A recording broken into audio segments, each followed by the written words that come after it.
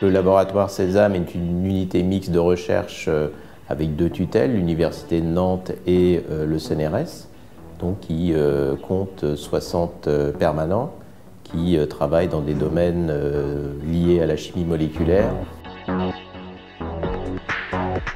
et qui balayent la synthèse de molécules d'intérêt biologique ou de matériaux, l'analyse, avec un certain nombre de techniques analytiques sur lesquelles nous sommes en pointe, et la modélisation, c'est-à-dire tout ce qui touche à la chimie théorique.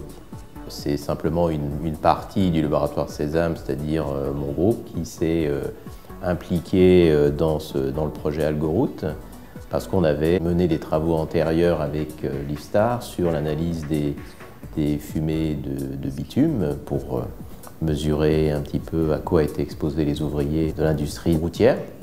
C'est ce projet-là qui m'a fait rencontrer par hasard Emmanuel Chailleux, qui lui souhaitait développer un projet dans le domaine des bitumes verts. Et donc c'est comme ça que l'histoire a commencé, un peu par hasard, avec un défi que comportait le projet qui était extrêmement intéressant en termes de défrichage de nouveaux domaines scientifiques. Donc on va mettre au point un procédé de transformation des microalgues en une huile visqueuse qui va servir de liant pour des enrobés routiers.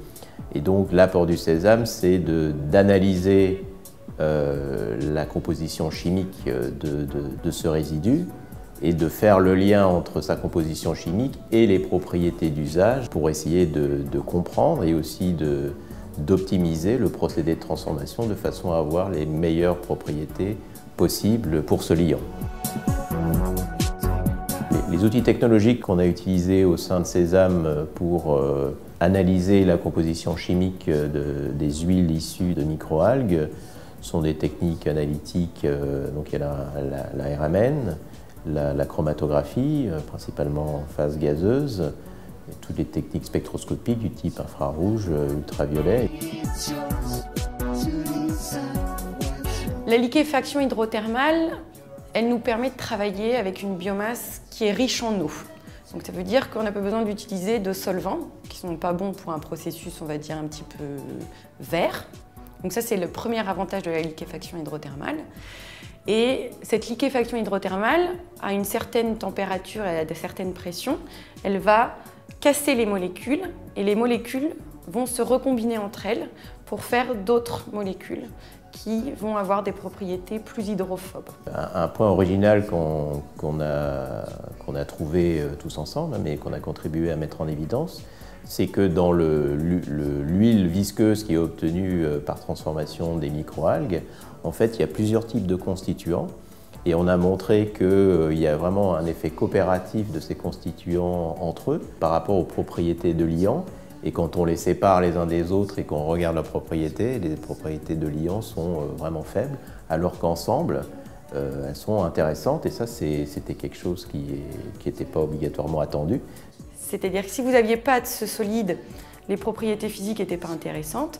Et plus vous augmentiez en pourcentage de solide, plus les propriétés physiques devenaient intéressantes. Et donc après, notre partie à nous, ça a été de se dire qu'est-ce que c'est que ce solide, à quoi ça correspond chimiquement, est-ce qu'on peut trouver la structure de ce polymère en fait, qu'on n'a toujours pas complètement résolu.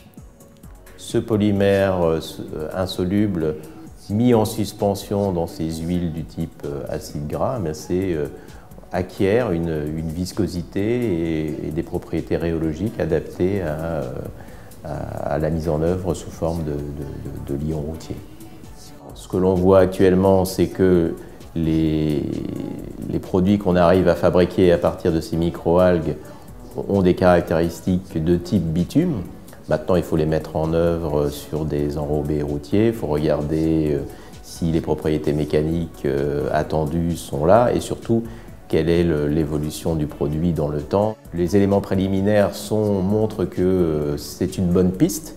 Maintenant, il y a un gros travail qui reste à faire pour valider et consolider ces résultats et montrer que ça a un véritable avenir.